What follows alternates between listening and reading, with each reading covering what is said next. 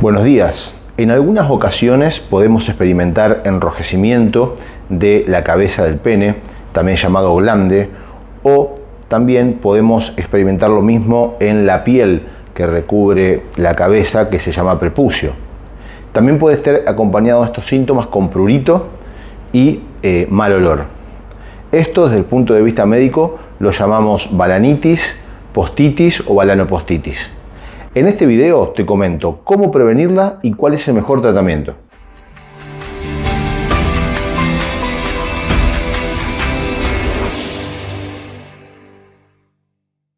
La balanitis es una inflamación del pene, principalmente del glande y o del prepucio, que es la piel que cubre el glande o la cabeza del pene. En algunos casos también puede llegar, en algunos casos más avanzados, llegar incluso esta inflamación hasta el tronco del pene. Esta inflamación lo que va a producir algo muy característico de la balanitis, que es la producción de esmegma. El esmegma se produce por la inflamación del epitelio del prepucio y del glande, y esto lo que hace es muerte celular y una descamación, lo cual forma una sustancia pastosa blanca que genera mucho olor a los pacientes permanentemente. Hay pacientes que se lavan 2 veces por día y sin embargo refieren seguir teniendo olor a causa de esto. Esta enfermedad tenemos que tener en cuenta que se puede dar también en niños, que generalmente está causado por algún agente irritante, y en mujeres a nivel del clítoris. Si bien es menos común, tenemos que tener en cuenta que también en mujeres existe la balanitis. También tenemos que saber que la balanitis puede ser aguda o crónica. Cuando esta enfermedad va más allá de la semana, nosotros llamamos que esto es crónico.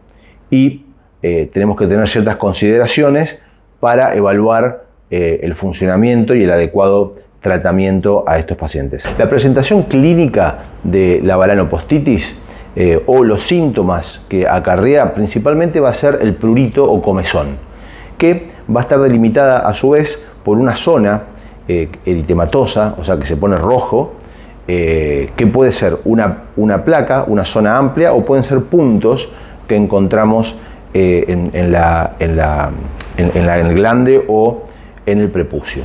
También vamos a tener que este prurito va a generar que el paciente se rasque, y esto puede producir unas lesiones de rascado, que puede ir también asociado a inflamación del prepucio, y esto da la imposibilidad de poder rebatir el prepucio, es decir, de tirar hacia abajo el prepucio y dejar el glande sin el prepucio. También tenemos que tener en cuenta los agentes causales de la balanitis. Generalmente lo que vamos a encontrar en la gran mayoría de los casos es que está causada por hongos, y puntualmente dentro de los hongos la Candida albicans. También podemos tener bacterias como pueden ser el estreptococo o el estafilococo, algunos virus también lo pueden generar, algunos agentes alergenos o irritantes como puede ser el jabón que contenga alcohol. Y aparte de esto tenemos que tener en cuenta que existe una cierta predisposición en pacientes que son inmunodeprimidos, como por ejemplo el diabético, que vamos a tener muy aumentada la posibilidad de que tenga sobrecrecimientos de hongos a nivel del glande. Tenemos que tener en cuenta que los hongos viven generalmente en un clima húmedo, entonces siempre tenemos que tener en cuenta que los pacientes que no tienen una buena higiene y además mantienen permanentemente el glande o entre el glande y el prepucio una zona húmeda, van a estar muy predispuestos a el sobrecrecimiento principalmente de hongos, y luego todas estas lesiones de rascado se pueden sobreinfectar con alguna bacteria. Esto es muy importante tenerlo en cuenta. Otra cosa importante a tener en cuenta, que está dentro de los agentes causales o de los predisponentes, son las vulvovaginitis en la pareja del varón. Tenemos que tener en cuenta que la Candida albicans forma parte de la flora de la vagina de la mujer. ¿Por qué? Porque la vagina, al ser un órgano interno, mantiene cierto grado de humedad, a diferencia del pene, que en general no debería tener tanta humedad como la vagina. Por lo tanto, en condiciones normales, la Candida albicans la encontramos en la vagina en escasa cantidad. Sin embargo, cuando la mujer tiene algún desequilibrio a nivel hormonal o estrés u otro agente causal que haga sobrecrecer la Candida albicans en la vagina, esto se llama vulvovaginitis candidiásica, y en este caso tenemos una relación sexual, ahí la mujer pasa muchísimo más cantidad de este hongo hacia el pene, y esto predispone muchísimo a las infecciones por este hongo. Así que es importante que en todos los casos la mujer o la pareja del paciente tenga una consulta al ginecólogo y pueda evaluar la posibilidad de tener una vulvovaginitis. Teniendo en cuenta la explicación anterior, tenemos que saber que lo más importante para la prevención de la balanitis es mantener una higiene adecuada y mantener seco el pene. ¿Cómo vamos a hacer la higiene? La higiene la vamos a llevar adelante, por supuesto, cada vez que nos bañamos, vamos a higienizar el glande y el prepucio con jabones que sean neutros, es decir, jabones que no tengan contenido de alcohol. Estos jabones son generalmente los jabones neutros de la ropa, que son el jabón de pan, el blanco, puede ser también el jabón de glicerina. Ambos no contienen alcohol. La mayoría de los jabones de tocador tienen alcohol e irritan más y predisponen más a los hongos.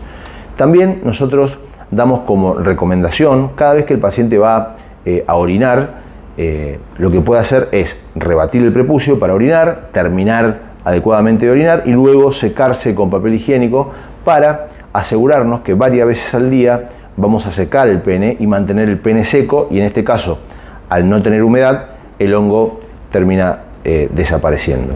También tenemos que tener en cuenta que muchas veces cuando vamos por balanitis al médico, el médico nos va a indicar cremas. Nosotros las cremas las usamos únicamente cuando el paciente está muy sintomático y queremos desinflamar o calmar esa inflamación que genera la balanitis. Porque las cremas vamos a tener dos problemas. Primero es que las cremas humedecen, entonces en este caso aumentamos la probabilidad de hongos. Y por otro lado, estas cremas habitualmente tienen corticoides que lo que hace es inmunodeprimir la zona y hacer que el hongo en definitiva se perpetúe. Luego tenemos que tener en cuenta que el tratamiento para la balanopostitis ideal es el tratamiento antibiótico.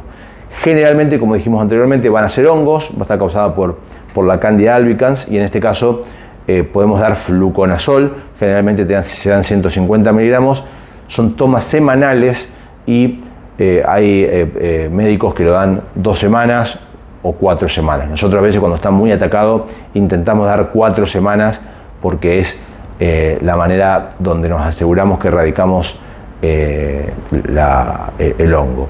También tenemos casos que vamos a tener bacterias, a veces como causa inicial o a veces sobreinfectando algunas lesiones de rascado. En este caso podemos dar algún antibiótico, hay varios que se pueden dar, se verá en cada caso cuál es el antibiótico más recomendado. Como conclusión, podemos decir que la balanopostitis es una enfermedad muy frecuente en el varón y es una enfermedad que tiene tratamiento.